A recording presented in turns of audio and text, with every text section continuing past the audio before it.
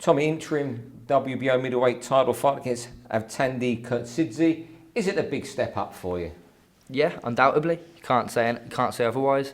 You know, he's operated at world level before. You know, he's got a much bigger record than me. Obviously, 32-2.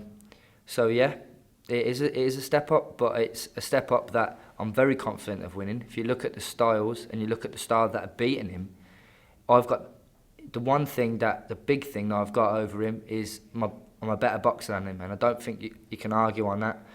Better stand-up boxer, technically better than him. He is very strong, very determined, very tough. You know, he's relentless in his pressure. But they're all things that, with the right tactic, and I know I've got the right tactic because it's working with what I've been doing in the gym. With the right tactic, you beat him, and you negate all those things. And so I'm looking forward to it. It's a big one. Well, I'm not going to say something you can't afford. Surely it would be a risk, would it, to get involved and have the brawl that he's likely to want? Yeah, a brawl, yeah. But I think to take it to him and to be first to the punch, and, you know, no one's pushed him back now. Until I'm in the ring, I don't know whether that's because no one can push him back. But no one has pushed him back. They've all retreated onto the back foot. And so, you know, why not? I'll go at him. You know, I'm longer reach. I'm faster. Be first to the punch. Deliver the punch. Push him back. Put him on the back. You know, put him under the cosh. Do you know what I mean? And no, you don't want to be brawling with him in close, and, you know, when he's inside, because that's his range. That's where he wants to be. But I can hold my own in there anyway. So, you know, if I have to tough it out at times, which I'm sure I will do, I'm sure there's going to be tough occasions in the fight, and, you know, areas that I haven't been before, but I know I can handle that. I know I can man up and I can be there and I can deal with those things. So I'm confident of doing that, and it's the whole thing excites me. The whole chance, you know, the size of the fight, the toughness of the fight, the type of fight it's going to be. It all gets me going. It all excites me, and I'm raring for it, man. I'm up for this. How do you prepare for a middleweight who's supposedly 5'4"? Yeah, I'm not too sure on those heights. I think he might be a little bit bigger than that height-wise, but he's still going to be short for a middleweight. He's 5'6" or whatever, something like that. But, well, first of all, you can't attack you can't attack him high. You got to punch lower. Because he has one thing I will say, he's got very good Mike Tyson-esque head movement. He's very erratic with his head, side to side. So you can't miss with that first shot. You got to hit something. You got to put him off with that first shot. So they got to be a bit lower. But really, it's a case of being first, lowering the punch, and, you know, and don't let him get in here. It's for the interim WBO title, but if you win, you are going to fight in the next 12 months, either Billy Joe Saunders, Gennady Golovkin or Canelo Alvarez. When you go to bed at night, you must have a little thought about that. Well, they're the fights that change your life, aren't they? They're the fights that change your life, your family's life, my son's life, you know. And so you can't help but think about it, but that's the carrot. That's the carrot dangling in front of me to do the job on the 22nd. Do you know what I mean? So they're absolutely huge nights, but I have to earn the right to talk about those nights. You know, it's one thing talking about it, saying about it.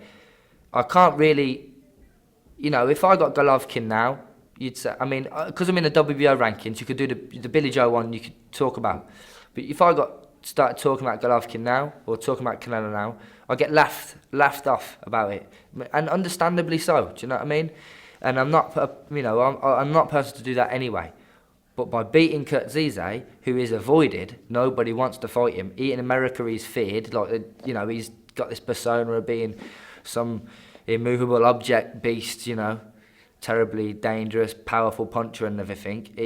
So by beating him, it gives me the right to talk about those fighters. It launches me into that stratosphere, and that's where I want to be. So the carrot of thinking about them and being able to talk about that, and for that to be a reality, being dangled in front of me, is huge incentive. I've got to do this job. I mean, say people were avoiding him, but when Frank Warren offered you the job, did you say yes and how much, or how much and yes first? Yes and how much. You know, It's a business, so you have to think about that side of things. It was yes first. Yeah. Ultimately, it was yes. I've always been yes first. If it's an opportunity that's going to get me somewhere, and it's not going to, that's all this is to me. This is a massive opportunity. I can't.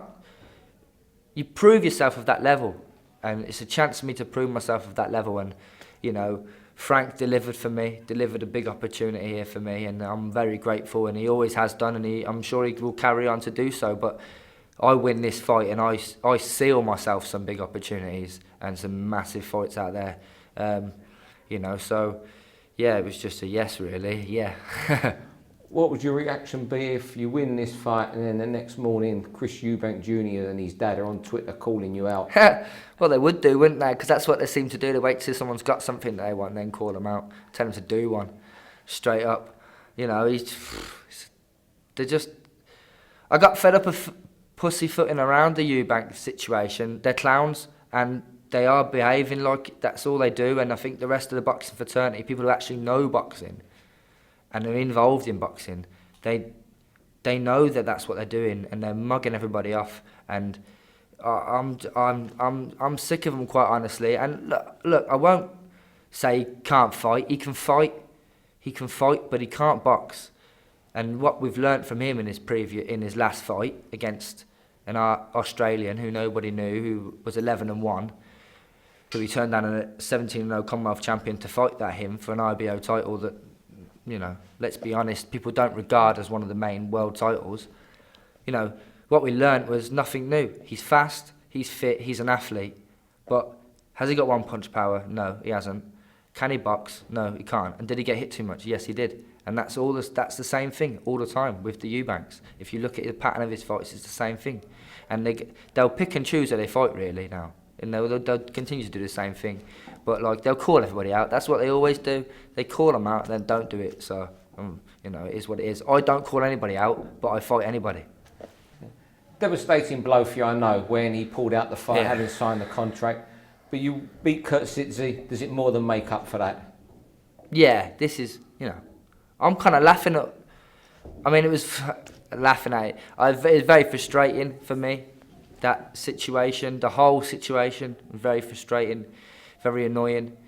But, like you said, beat Khurtsidze, I don't care. That's in the past now anyway. I'm the British champion, and, he's in the past anyway. So I don't really... I'm not bothered about what they do anyway. He's super middleweight now or something, isn't he? Or in between the two, I don't know. Floating between the two, can you do that? So, I don't care. I beat Khurtsidze, and they can come chasing me when they want a bit, and then I'll just tell them where to go.